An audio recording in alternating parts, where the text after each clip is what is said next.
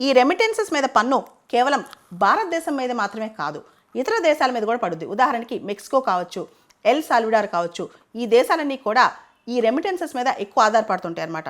So ఈ దేశాల మీద కూడా చాలా పెద్ద దెబ్బ తగిలే అవకాశం ఉంది.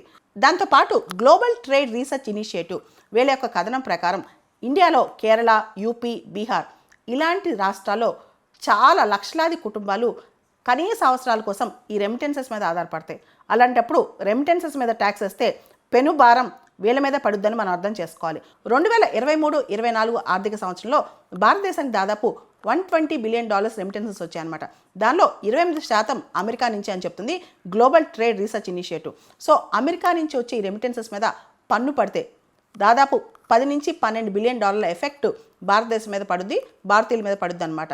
అయితే ఈ proposed one big beautiful bill ఏదైతే రెమిటెన్సెస్ మీద పన్నులు వేస్తామని చెప్తుందో ఆ బిల్లు అమెరికన్ సిటిజన్స్కి, అమెరికన్ నేషనల్స్కి అప్లై కాదు.